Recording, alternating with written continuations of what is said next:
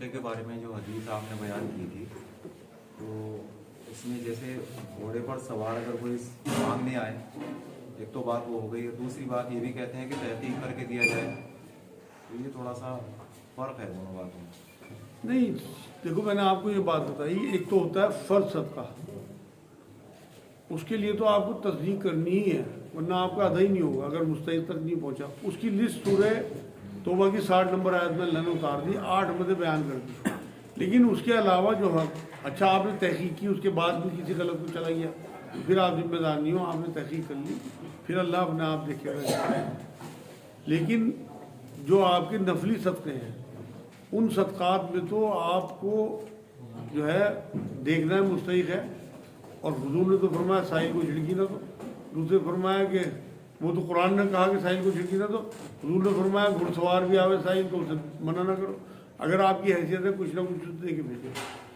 وہاں وہ صدقہ جو ہے وہ نفلی صدقہ ہے، جس میں آپ کو زیادہ تحقیق کی ضرورت ہے۔ ایک صاحب نے بیچ میں اسی بات کو لے کے بتایا تھا کہ جیسے مانگنے والے روٹین بنا لیتے ہیں، روز بیٹھتے ہیں، روز مانگتے ہیں، تو ایسے لوگوں کو نہ دیا جائے، یہ کسی صاحب نے بات بتائی ہے، کیونکہ یہ اس طریقے سے غلط معاملہ پھیلے گا اور پھیل بھی رہا ہے، اسی وجہ سے ان کی عادت بن جاتی ہے، یہ ان پر ہم اور فائدے کے بجائے ان پر ظلم کر رہے ہیں، انہیں دے کے ان کی عادت ڈال رہے ہیں۔ تو اس بات تو ٹھیک ہے، بالکل اسلام جو ہے وہ بھیک کی رد کرتا ہے۔ اس کا بہترین طریقہ یہ ہے کہ آپ کو تو نہیں پتہ کون مستحق ہے کون کیا ہے، اگر کوئی بھوکا ہے یا آپ سے کوئی مانگ رہا ہے نا، اس کا حل میں نے تو اپنے دماغ میں ہی نکالا تھا، کچھ دن عمل بھی کرا، پھر ٹوٹ جاتا ہے کہ آپ یا تو روٹیاں بنا کے ساتھ میں رکھیں، یا آپ بسکٹ کے پیکٹ ساتھ میں رکھیں اپنے اسکوٹر میں یا کہیں میں، کوئی مانگنے والا ہو اسے بسکٹ کا پیکٹ دیں، جیسی آپ کی حیثیت ہو۔ 5 روپے 2 روپے کے پیکٹ آتے ہیں، تو وہ اگر آپ انہیں دو گے تو کم سے کم وہ کھانے کے کام آئیں گے۔ ان کے پیسے آپ دو گے تو اس کا وہ مس یوز کر سکتے ہیں، نشے میں، سٹے میں، جوئے میں، کہیں میں لگا سکتے ہیں، لیکن کھانا جو ہے وہ کم سے کم ان کے پیٹ میں جائے۔ مثلاً کچھ عورتیں بیٹھی ہوتی ہیں، ان کے پاس 2-3 بچے گود کے ہوتے ہیں، ایسے میں دیکھ کے دل کھانا دو نا، جاتا ہے، پھر کھانا دو، ٹائم لگانا پڑے گا۔ دیکھو اس کے لیے آپ کو ٹائم، برابر میں کہیں ہوٹل دور پڑے ہو، آپ 150 روپے کا کھانا لا کے انہیں دو کہ بھائی آپ صبح بیٹھتی ہیں فجر کے بعد۔ نہیں تو آپ ذمہ دار نہیں ہو، وہ تو ان کا دھندا ہے نا، یہ تو پروفیشنل جو مانگنے والے ہیں روٹین نا۔ میں بیٹھتی ہیں اسی ہاں، جگہ فکس۔ نہیں تو آپ کو پتہ ہونا چاہیے کہ آپ کیا کر رہے ہیں، تو آپ کا دل اگر ان کی طرف پسیجتا ہے تو کم سے کم آپ انہیں کھانا دیں۔ یہی بات ہے۔ ایک بات یہ بھی سنتے ہیں کہ دنیا میں جو کچھ ہوتا ہے اللہ کے حکم سے ہوتا ہے، تو جو کرائم ہے ہے یا جو بھی معاملات ہیں اس طرح، ان کا سوال یہ ہے کہ یہ سنتے ہیں کہ جو کچھ ہوتا ہے اللہ کے حکم سے ہوتا ہے، تو کرائم وغیرہ جو ہیں یہ کیا ہے، یہ بھی کیا اللہ کے حکم سے ہوتے ہیں؟ معاذ اللہ۔ بھائی وہ یہ نہیں ہے کہ اللہ کے حکم سے ہوتا ہے، بلکہ وہ اللہ کے علم میں ہے سارا کچھ جو ہوتا ہے۔ اللہ حکم نہیں دیتا کسی کو کرائم کرنا ہے کہ تو زنا کر لے، تو چوری کر لے، بلکہ اللہ کو پتہ ہے سارا کہ یہ کرے گا۔ ایک بار شاید تقدیر کے بارے میں نے جب آپ کو ایک پروگرام کیا تھا، اس میں وضاحت کے ساتھ ساری بات کھول دی تھی۔ اللہ کے حکم سے نہیں ہوتا، بلکہ اللہ کے اذن، اللہ کی اجازت سے۔ اللہ چاہے تو وہی روک دے زنا کرنے والے کو، لیکن اس کی جو پالیسی ہے یہاں پہ ایگزام کی، جو آزمائش کی، وہ ختم ہو جاتی ہے۔ پھر تو جبرن تو اللہ سب کو ایمان میں لیا ہے، ایک بھی کافر نہ ہو پوری دنیا میں، اللہ کی زمین پہ اللہ کا قانون چلے۔ لیکن اللہ نے چھوٹی اسی لیے دے رکھی ہے یہاں انسان کو کہ یہ دیکھنا چاہتا ہے اللہ کو کوئی کیا کرتا ہے، حالانکہ اللہ کو پتہ ہے، لیکن کم سے کم اس سے وہ کرا کے یہاں سے 60-70-80 سال کی زندگی میں پھر اس پہ حجت قائم ہوگی، وہاں وہ اللہ پہ انگلی نہ اٹھا سکے کہ تو نا انصاف ہے، میں نے تو یہ کرا ہی نہیں۔ تو پہلے بنایا روحوں کو، انہیں دیکھا کہ کیا کیا کریں گی، ان کے گلے میں وہ چپ ڈال دی جو تقدیر کہلاتی ہے، اس کے بعد انہیں اسی چھوٹ کے ساتھ یہاں بھیج دیا، ایک روح کو بنا کے دیکھ لیا کہ کیا کیا کرے گا۔ اللہ نے کوئی حکم نہیں دیا، نہ روکا نہ ترغیب دی نیکی کی، بلکہ اسے ملٹی پلائی کرتا رہا کہ اگر آپ نیکی کرو گے تو توفیق میں زیادہ نیکیوں کی توفیق آپ کو ملتی رہے گی، اگر آپ گناہ کرو گے، توبہ نہیں کرتے، تو ملٹی پلائی ہو کے گناہ کی بھی توفیق آپ کو اسی طرح ملتی رہے گی۔ لیکن یہ حکم نہیں ہے اللہ کا، یہ قانون ہے اللہ کا۔ دیکھو اسے آپ اس طرح سے سمجھو، یہ مشروط ہے، اللہ رب العزت نے قانون بنا دیا کہ یہ کرو گے تو یہ ہوگا، یہ کرو گے تو یہ ہوگا، یہ کرو گے تو آپ، میں نے ایک بار مثال دی تھی آپ کو شطرنج کی، آپ شطرنج کھیلتے ہو تو آپ کو سامنے والے کی چال चलने से पहले दिमाग में आता है कि इनने अगर घोड़ा चला तो मैं चल दूंगा, इनने अगर प्यादा यहाँ बढ़ाया तो मैं ये चल दूंगा, इसने अगर अपने वजीर को यहाँ लाया तो मैं बादशाह से मार दूंगा। आपका जहन चारों तरफ चलता है। तो अल्लाह रब्बुल इज़्ज़त ने कानून बना दिया है कि ये होगा तो ये हो जाएगा, ये होगा तो ये हो जाएगा, ये होगा तो ये हो जाएगा। लेकिन वो कानून है, हुक्म नहीं है अल्लाह का। अगर हुक्म से वो करेगा तो फिर तो मादल्ला अल्लाह जालिम हुआ, हम सारे मासूम हुए। फिर तो वो करा रहा हमसे सारे गुनाह, फिर हमारी क्या इसमें रह गई। सवाल यह है कि जनाजे की नमाज में 8-10 साल के बच्चे भी शामिल हो जाए तो हो सकते हैं, और जिन पे मैयत की दुआ नहीं आती वो पेश इमाम के पीछे जनाजे की नमाज पढ़ सकते हैं।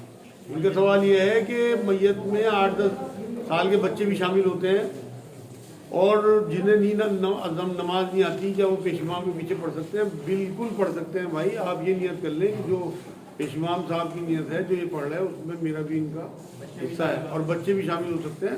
नबी ने फरमाया हाँ 7 साल के बच्चे को नमाज पढ़ाओ, हदीस है तो बिल्कुल हो सकते हैं। पीछे राखे का भी नहीं है भाई, ये बता दूं मैं आपको।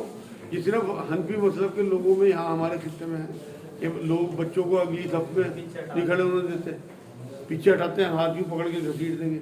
ये मेरे नज़दीक तो गुनाह है, उनका दिल तोड़ना है बच्चों का, उन्हें हकीर बताना है कि आप हकीर हो, आप क्यों आए अगली सफ में। कभी नबी ने ये काम नहीं किया। अन्ना आप अरब में आप काबे में पहली सफ में खड़ा कर दो बच्चे को, अगर कोई हटा दे वहाँ से ना, उसमें तो शरीयत है ही नहीं, उसे सिर्फ प्रैक्टिस करानी ना। अभी जब बालिग होगा जब उस पर फर्ज होगी। क्या हर नमाज के लिए नया वजू करना है? इनका सवाल यह है क्या हर नमाज के लिए वजू करना ज़रूरी है? नहीं, बिल्कुल भी नहीं। अगर आपका वजू है तो एक वजू से आप बहुत सारी नमाज़ें पढ़ सकते हो। लेकिन वजू जो है वो एक ऐसी नेमत है, एक ऐसा नूर है अल्लाह का कि जितना आप करोगे उतनी आपको नेकी मिलेगी, उतनी चमक आपकी बढ़ेगी। तो अगर आप हर नमाज के लिए वजू होते हुए भी वजू कर दोगे तो आप यकीन करो कि बहुत आपको बड़ी नेकी मिलेगी। जो ज़कात देते हैं, लेकिन कुछ मदारिस में हमने देखा कि वो तबलीग करा लेते हैं, तो ये तबलीग क्या है? इनका सवाल यह है जो ज़कात देते हैं तबलीग कराते हैं, तबलीग क्या है? तबलीग बहाने को कहते हैं, वही हिला किसी चीज़ को मतलब घुमा के उसे पेश कर देना। तो ये अल्लाह का फ़र्ज है अल्लाह की तरफ से, क्योंकि सूरह तौबा की 60 नंबर आयत में इसे फ़र्ज करार दिया ज़कात को अल्लाह ने। तो इसमें मेरे नज़दीक हिला ठीक नहीं है। फ़र्ज चीज़ों यहाँ कराते हैं जो भाई उन्हें पता होगा वो अपना आप निपटेंगे अल्लाह से, मेरे नज़दीक तो ठीक नहीं है। लेकिन तबलीग हिलो कहते हैं बहाने को, ये बहानेबाजी है अल्लाह की। एक सवाल यह है कि क्या किसी कौम को फरमाइश पर मौजूदा मिला है? क्या सवाल है? क्या इनका सवाल है, हाँ ठीक है, इनका सवाल है किसी कौम को फरमाइश पे मौजूदा दिया अल्लाह ने? नहीं दिया, बिल्कुल दिया। सवाल अलैहिस्सलाम की कौम को उनके कहने पे ला के दिखाओ मौजूदा, मान लेंगे हम। लेकिन जब ऊँटनी आ गई तो नहीं मानना, काट दिए उसे, फिर उसके बाद अज़ाब आया। तो मांगने में मौजूदा मिला है। पहाड़ एक बेटी हो और शौहर हो तो बेटी को सारा माल कैसे दे सकते हैं? इनका सवाल यह है किसी औरत के एक बेटी और शौहर हो और वो चाहे कि मरने के बाद मेरा सारा माल मेरी बेटी को चला जाए, तो किस तरह दे? अपनी ज़िंदगी में दे दे उसे, खुद अपनी मिल्कियत ख़त्म कर दे, यही हल है। क्योंकि वसीयत तो कर नहीं सकती, किसी वारिस के लिए कोई वसीयत नहीं है, लेकिन वो जब तक जिंदा है वो अपने माल की मालकिन है। तो अगर अपने शौहर को नहीं देना चाहती है और उसे लगता है मेरे शौहर के पास पहले से माल काफ़ी है और मेरी बच्ची गरीब है, मेरा दामाद गरीब है, तो वो अपनी ज़िंदगी में उनके हवाले कर दे, थोड़ा बहुत माल अपने पास रख के बाकी सब अपनी बेटी को दे। क्योंकि वारिस के लिए वसीयत नहीं है, एक गुनाह है। कुरान में अल्लाह रब्बुल इज़्ज़त ने विरासत तय कर दी, तो विरासत जब अल्लाह ने तय कर दी तो अब हमारी क्या मजाल कि हम उसमें वारिस तय कर दें जब अल्लाह ने तय कर दिया। अगर किसी शौहर का इंतकाल हो जाए तो कितनी पीरियड तक की उसकी इद्दत में रहना है, या किसी को तलाक मिल जाए तो कितनी पीरियड में रहना है? इनका सवाल यह है किसी का शौहर अगर इंतकाल कर जाए तो कितनी पीरियड की इद्दत है, और अगर तलाक हो तो कितनी पीरियड की इद्दत है? भाई देखो, ये तो कुरान की आयतें हैं। 4 महीने 10 दिन की इद्दत फौतगी की, अगर किसी का शौहर जो है वो फौत हो जाए तो 4 महीने 10 दिन, और अगर तलाक हो तो 3 हैज की इद्दत है। तलाक अगर मर्द देगा तो 3 हैज की इद्दत है, चाहे वो 3 हैज 2 ही महीने में आ जाए उसे। اور اگر عورت خود طلاق لے گی تو 1 مہینے کی سزا ہے، مطلب خلا اگر لے گی. اگر کسی عورت کا کوئی محرم نہ ہو، شوہر کا انتقال ہو جائے اور کوئی محرم نہیں ہے، اس کے انتقال کے بعد شوہر کے بھانجے یا بھتیجے کو تدفین کرا سکتے ہیں؟ ان کا سوال یہ ہے کہ کسی عورت کا کوئی محرم نہ ہو اور شوہر کا انتقال ہو جائے اور اس کے بعد اس کے شوہر کے بھانجے بھتیجے کیا اس عورت کی تدفین کرا سکتے ہیں؟ بالکل، یہ تو مجبوری کا معاملہ ہے. اگر بھانجے بھتیجے بھی نہ ہوں شوہر کے تو محلے کے لوگ، بستی کے لوگ بھی تدفین کرا سکتے ہیں. کوشش یہ کریں کہ زیادہ سے زیادہ کہ جسم کو بالکل بھی ہاتھ نہ لگے. مطلب اس طرح کے کپڑوں کا انتظام کیا جائے، چادروں کا، کہ چادروں سے اسے قبر میں اتارا جائے، لیکن قبر اسے ملنی ہی چاہیے، یہ تو اس کا حق ہے. بجلی چرانا کیسا ہے؟ ان کا سوال ہے بجلی چرانا کیسا ہے؟ حرام ہے بھائی، بالکل حرام. چوری تو اسلام میں حرام ہے. آپ یہ دیکھیں، بجلی ایک سروس ہے. جیسے آپ موبائل ریچارج کراتے ہو، جتنا آپ کو یوز کرنا ہوتا ہے اتنا ہی ریچارج کرتے ہو، اسی طرح بجلی کا معاملہ ہے. اگر آپ کی حیثیت زیادہ نہیں ہے تو آپ ایک پنکھے میں سارا گھر سو جاؤ، ایک بلب میں سارے گھر. کیونکہ اگر آپ چوری کرتے ہو تو آپ اس کا مس یوز بہت زیادہ کرتے ہو. آپ کے گیزر کھلے پڑے رہتے ہیں، آپ کے ہیٹر پہ سارے کام ہوتے ہیں، گیس آپ کے گھر میں ہوتا ہے. یہ چوری جو ہے وہ آپ کو اور بڑے گناہوں کی طرف لے کے جاتی ہے، جو اسراف کی طرف، اور مطلب بڑے گناہوں کی طرف آپ. اس لیے چوری حرام ہے اسلام.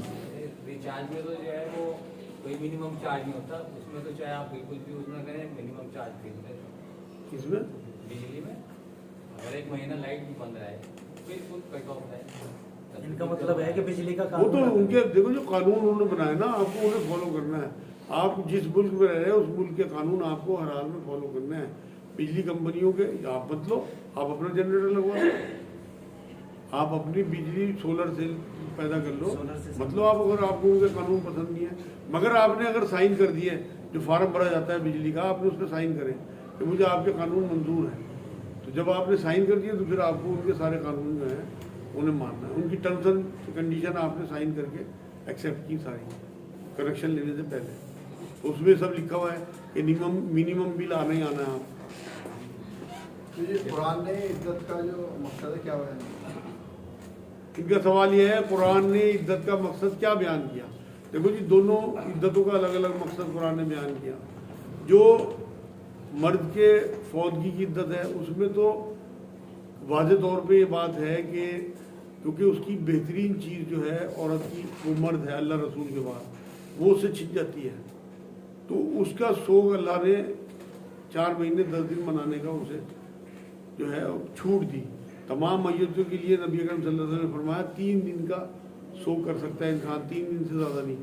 ماں ہو، باپ ہو، بیٹا ہو، بیٹی ہو، بیوی ہو، مطلب کوئی بھی ہو. صرف عورت کو 4 مہینے 10 دن دیے. دوسری جو عدت ہے وہ طلاق کی عدت ہے. اس میں قرآن یہ کہتا ہے کہ واضح ہو جائے کہ اس کے پیٹ میں کس کا حمل ہے. 3 حیض تک یہ واضح ہو جاتا ہے. کئی بار ایسا ہوتا ہے کہ بیچ میں خون آ جائے، حمل ہوتا ہے، تو جو پہلا خامندہ ہے اس کا حمل ہے نہیں ہے، یہ 3 حیض تک کلیئر ہو جاتا ہے.